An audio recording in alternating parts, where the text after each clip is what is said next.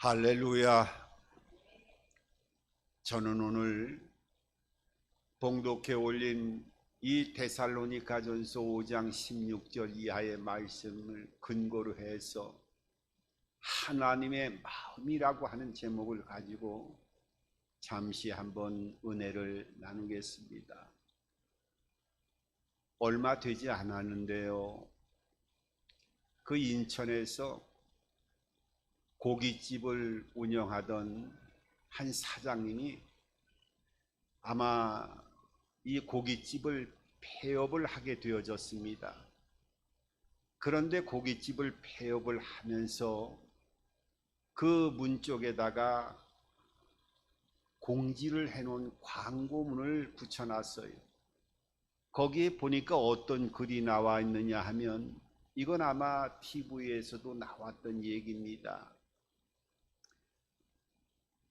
로또 복권에 당첨이 되어서 이제 이 고깃집을 이제 더 이상 장사를 하지 않게 되어졌습니다 하는 그런 공고문이었어요.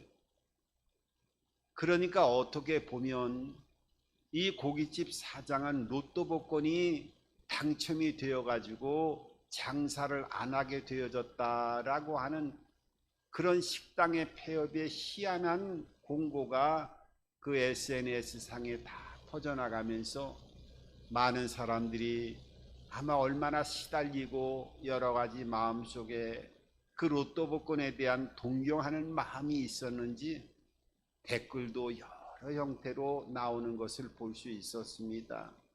얼마나 좋겠는가, 로또 복권이 당첨돼서 이제 장사도 하지 않고 얼마나 나머지 생애를 아주 풍성하게 기쁨으로 삶을 살아가지 않을까. 나도 직장 생활에 지치고 또 여러 가지 삶 속에서 어려움이 많이 있는데 로또 복권이라도 당첨이 됐으면 얼마나 좋겠는가, 이런 댓글들도 많이 올라온 것으로 알고 있습니다.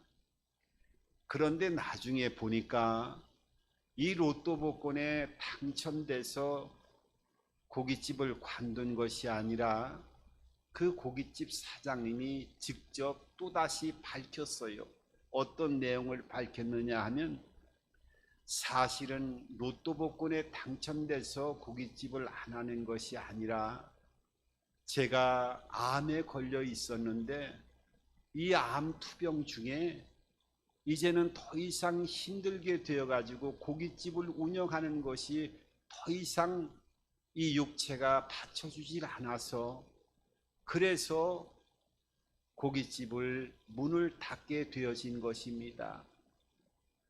그러니까 이 로또 복권에 당첨됐다고 하는 얘기는 그 고깃집을 찾는 많은 단골 손님들이 아마 이 주인이 암으로 인해서 문을 닫는다고 하면 또한 실망하는 그런 부분들이 많이 있고 안타까운 마음으로 그렇게 많은 단골 손님들이 마음속에 여러 가지 근심을 할 것 같아서 이 암에 걸려 있는 고깃집 사장님이 오히려 로또 복권에 당첨이 돼서 사업장을 관두는 것이라고 하면서 많은 사람들에게 위로를 해주고, 오히려 본인은 암 속에서 힘이 들고 있지만은 사람들에게 소망을 주면서 문을 닫게 되어진 것이라고 하는 것을 사장님이 직접 밝히게 되었습니다.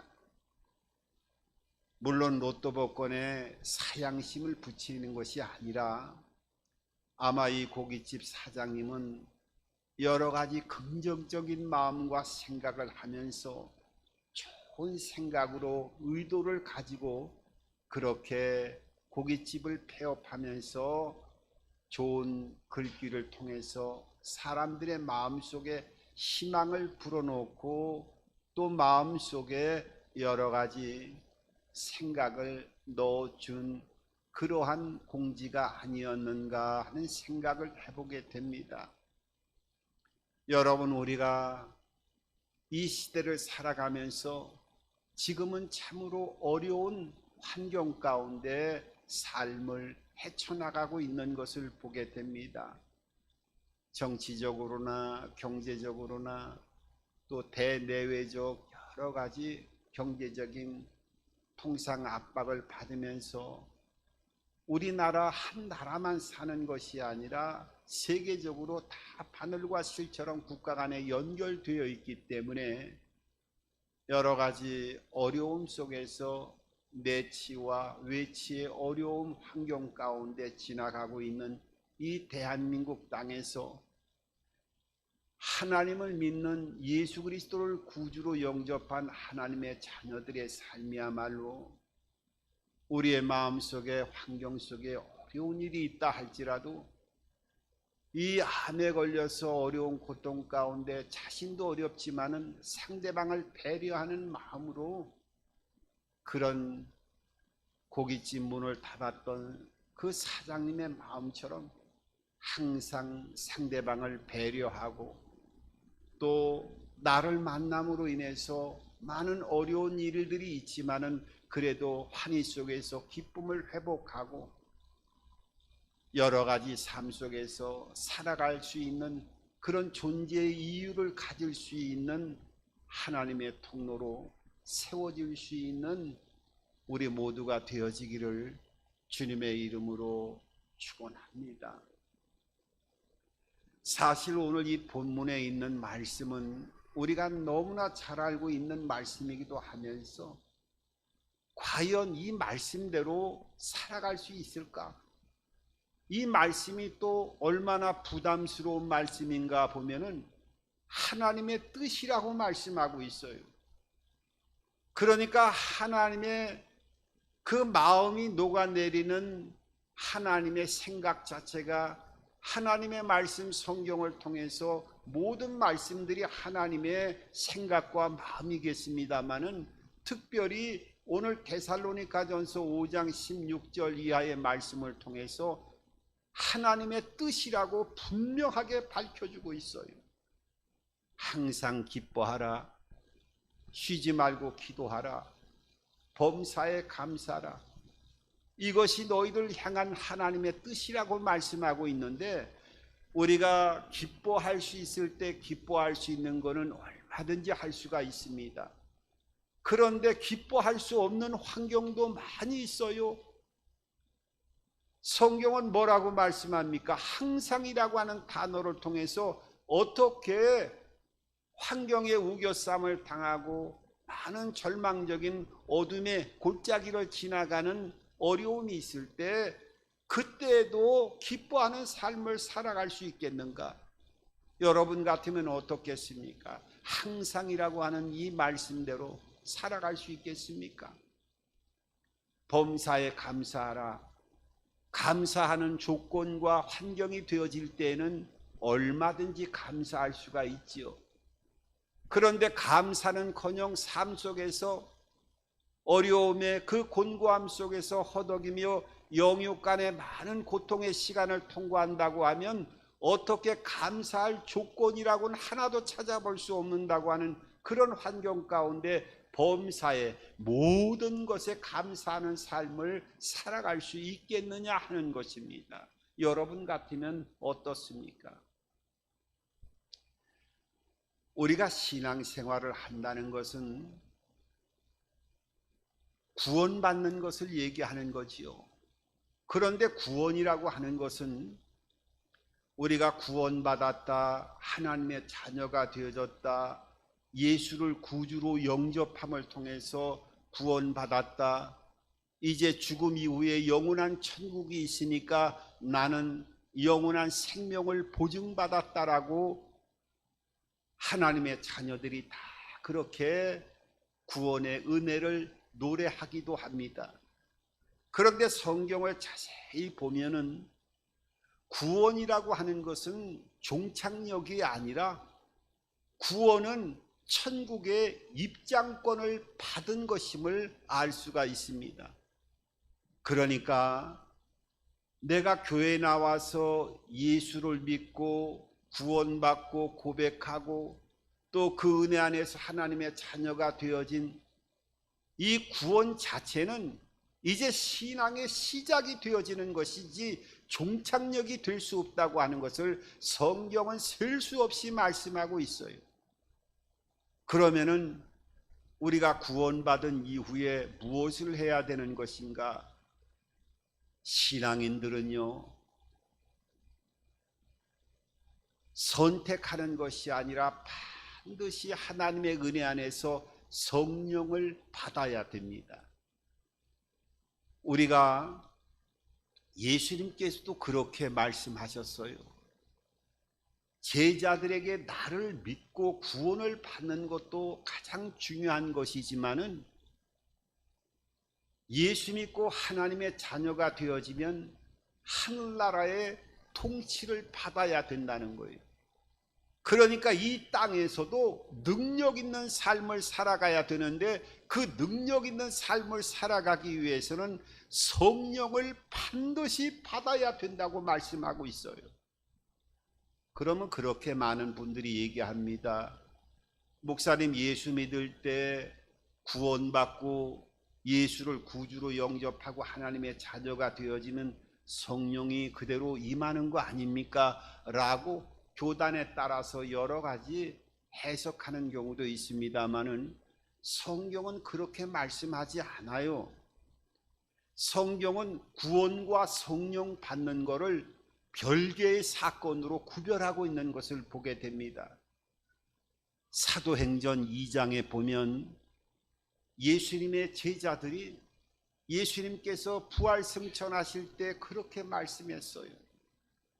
내가 아버지께로 갈 터인데 너희는 절대로 예루살렘을 떠나지 말고 내가 너희에게 분부한 아버지께 부탁한 성령을 받게 되어지면 너희가 권능을 받고 사마리아와 또 예루살렘과 유다와 땅끝까지 내 복음의 증인이 되리라고 말씀하시면서 성령을 반드시 받아야 된다고 하면서 예수님은 예수님의 제자들에게 말씀하셨어요.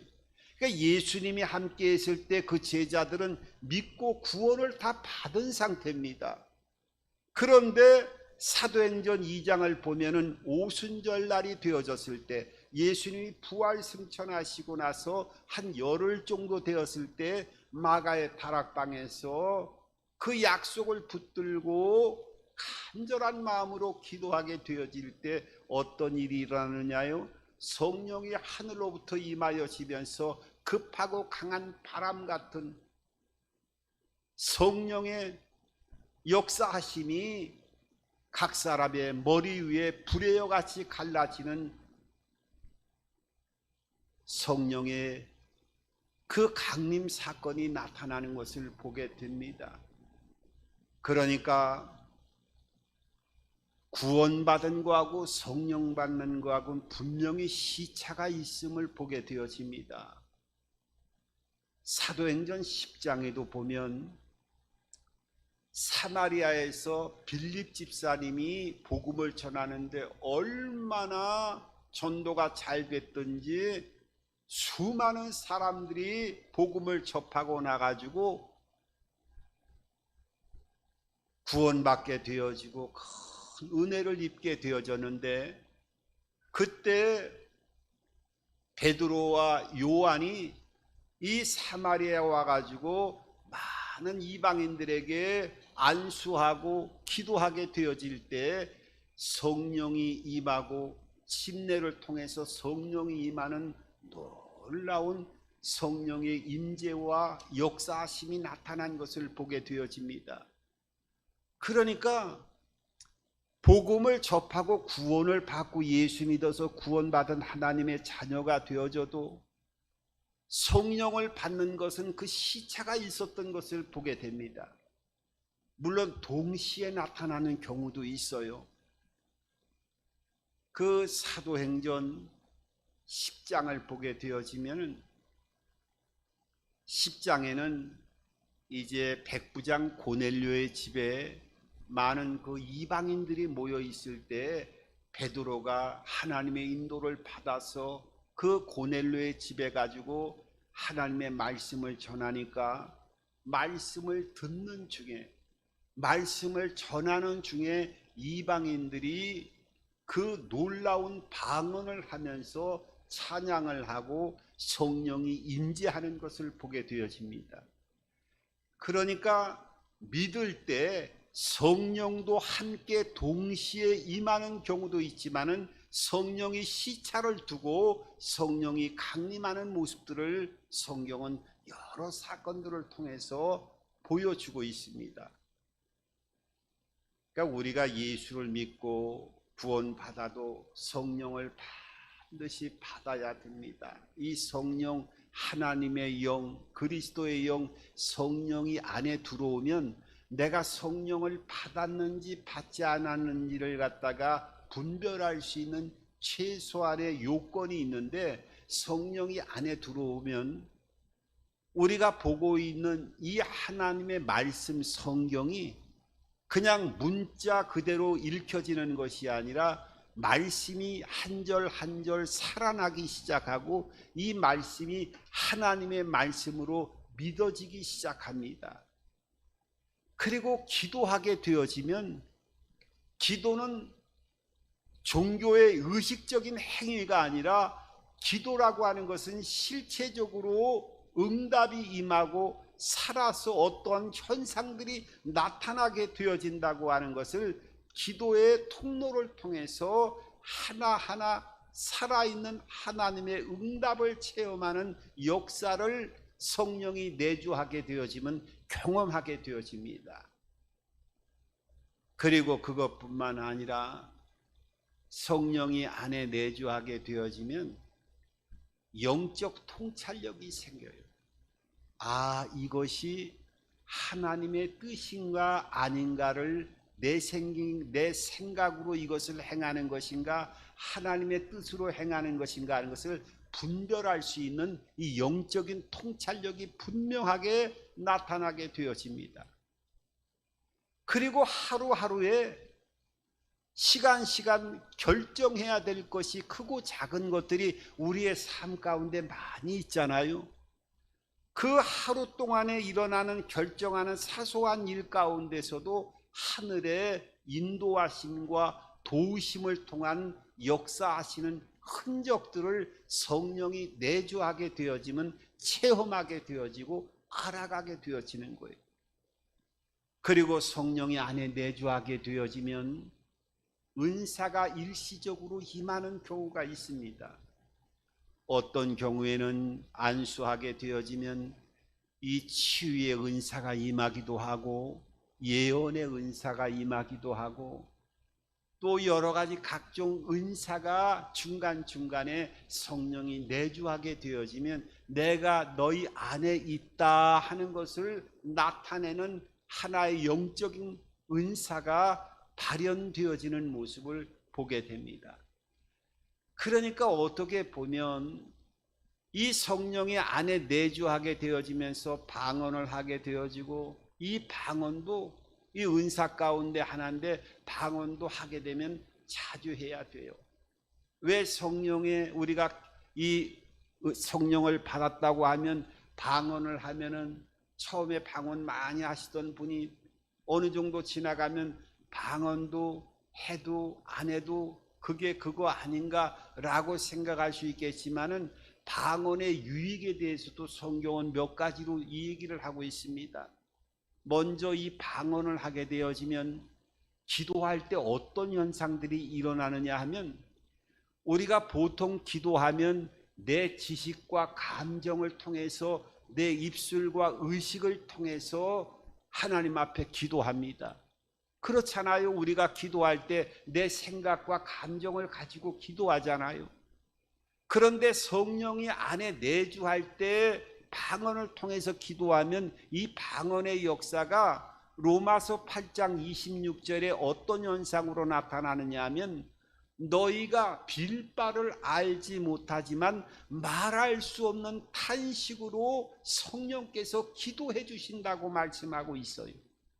그러니까 이 방언의 유익이라고 하는 것이 내 생각, 내 감정, 내 판단, 내 언어를 가지고 하나님 앞에 구하는 것이 아니라 그 구함도 있지만은 때로는 그 한계성에 부딪혀서 기도가 상달되지 않을 때 내 안에 성령께서 함께 하시면서 방언을 시키는 경우에는 방언을 통해서 알 수 없는, 말할 수 없는 탄식으로 나의 소망하는 그 간절한 기도의 중요한 마음속 끝뿌리에 숨겨져 있는 그 간절함을 빌 바를 알지 못하지만 성령께서 말할 수 없는 탄식으로 함께 같이 기도해 주시기 때문에 방언을 해야 된다는 거예요.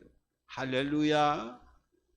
그것뿐만 아니라 이 방언을 하게 되어지면 영적 전쟁에서 큰 무기를 갖게 되어져요. 그 무기가 뭐냐 하면 이 방언은 이 영으로 기도하는 거기 때문에 사탄이 우리의 의식과 입술로 통속으로 기도하는 것을 떠나서 사탄이 이 성령의 기도의 방언의 기도를 알아듣지 못하기 때문에 영적인 혼선을 가지고 올 수 있기 때문에 우리가 방언 기도를 통해서 사탄을 멸하고 영적 전쟁에서 우위를 차지할 수 있는 이 기도의 삶을 이루어 나가기 위해서는 방언을 자주 해야 돼요.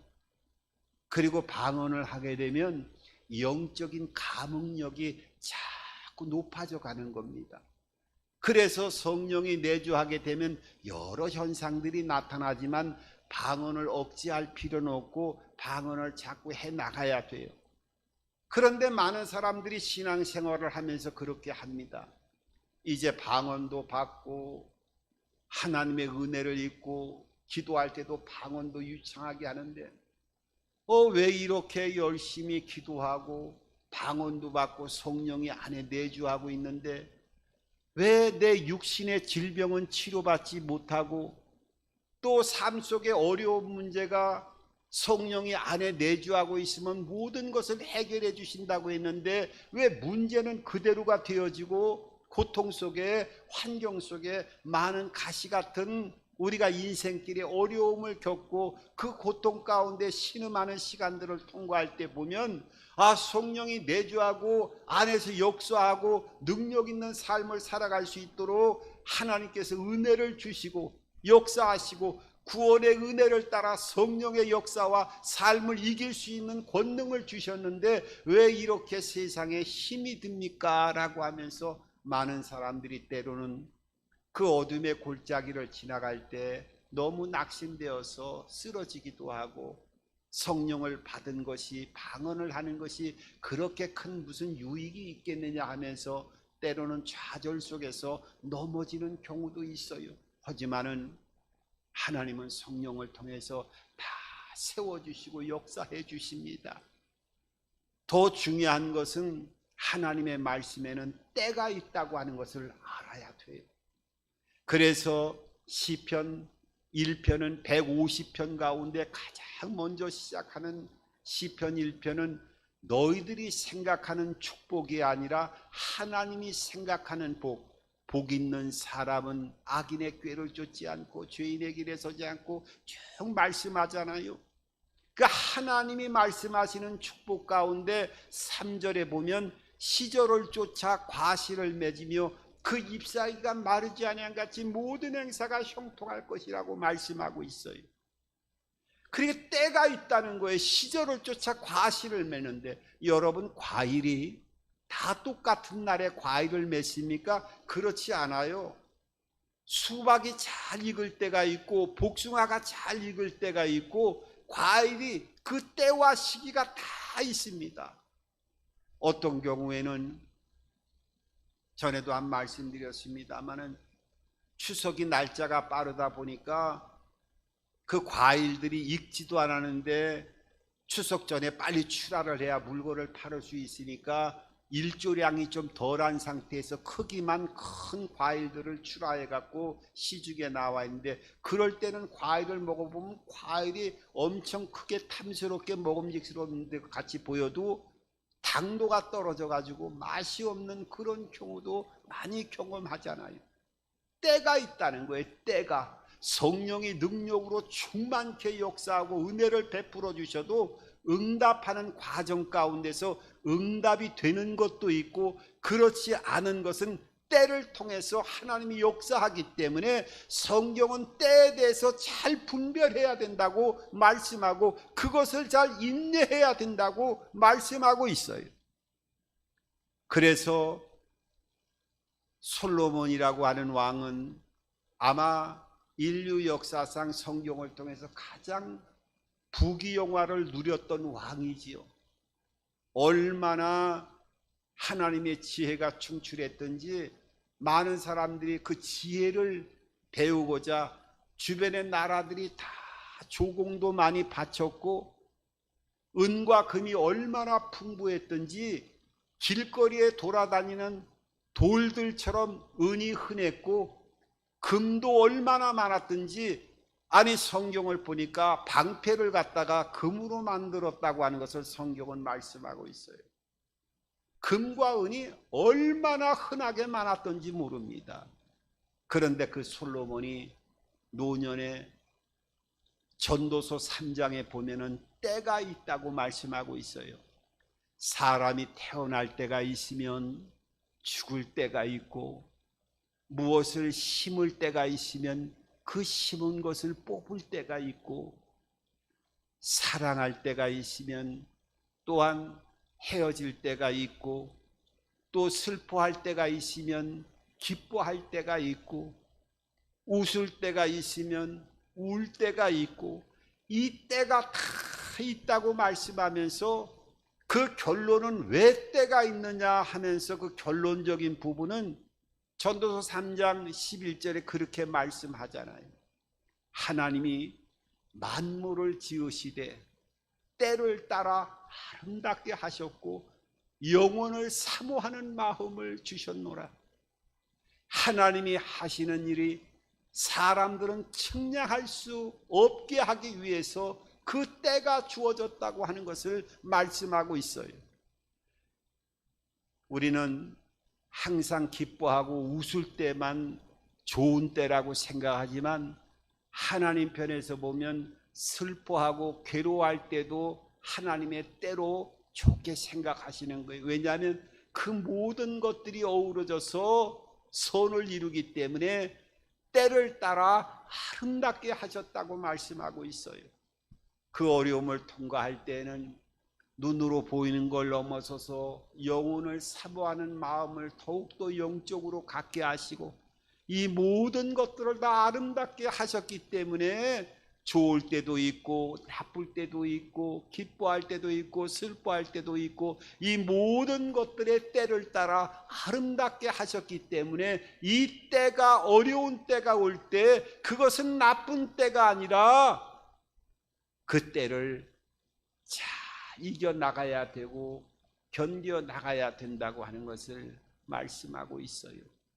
그래서 그 때가 올 때까지 반드시 하나님은 책임져 주시기 때문에 오늘 데살로니가전서 5장 16절 이하를 통해서 하나님의 뜻이라고 명령하고 있고 너 기뻐할 수 없어? 아니야. 다 때가 되면 하나님이 언약을 통해서 약속하신 것들이 다 이루어지게 해줄 터이니까 항상이라고 하는 단어를 잊지 말고 어려울 때일수록 항상 기뻐하는 긍정적인 마음과 믿음을 가지고 잘 이겨나가야 된다고 말씀하고 있어요.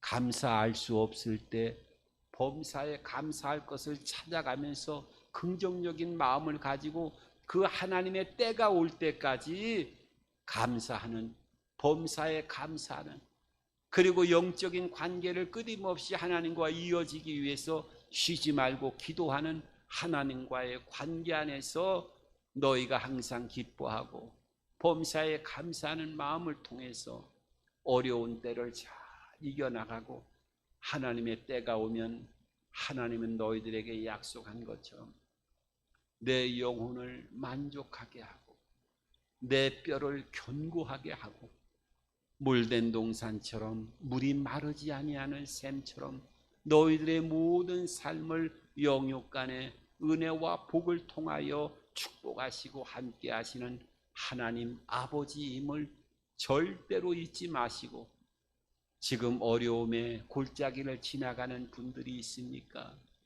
육신의 질곡 가운데 신음하고 있는 하나님의 자녀들이 있습니까?